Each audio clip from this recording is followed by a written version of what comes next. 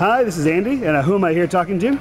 I'm Debbie Curtis-Magley with UPS. And so we were at the Blogwell conference yesterday, and Debbie was doing a presentation, and she told a story about this really unusual problem that UPS has tracking the social media conversation about them.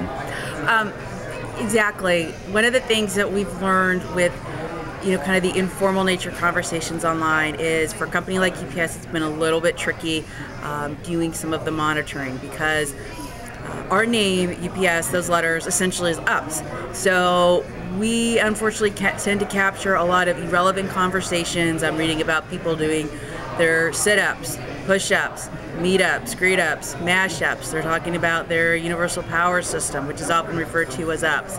And early on in our monitoring, we also came across a lot of folks that were selling items online that were shipping via UPS, which we're thrilled they're shipping with UPS, but they weren't really matching the type of conversations we were looking for. So you picked up every eBay listing and every Craigslist sale, and it seemed like we did initially, and fortunately we've got a lot better with really kind of optimizing the filters that we use, but there are just some things that make it very tricky to avoid, and we haven't figured out yet how to maybe filter out the things where people are talking about their exercise regimes.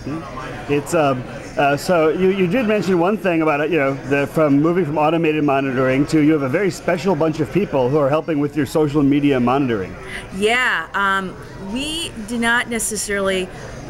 When we were looking at our monitoring efforts, it made more sense for us to try to do it internally rather than use the services of a vendor to really provide that level of human analysis. And so I didn't have a dedicated staff to help me with social media monitoring, so we had to get a little bit creative. And what I did is I was able to assign our admin team one topic each for a limited period of time each day, and really leverage their support to kind of help distribute the work involved with this and really pay attention to these conversations. And they've been terrific. There have been... You mean receptionists?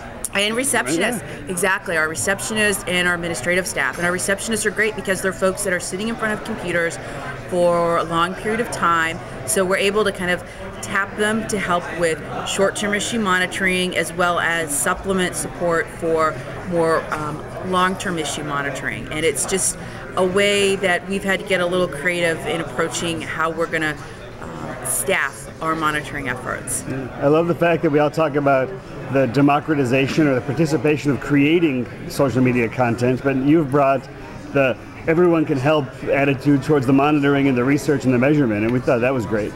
Thank you. Yeah, and I find that the folks that are helping us, our receptionists and our admin, they bring interesting perspective, important insight, and so it's an opportunity for me to really help kind of champion their work and position them as experts within this particular area where our spokespeople can kind of leverage their insight and what they're seeing in conversations to help guide some of our efforts. Yeah, well, that's fantastic. So thank you very much.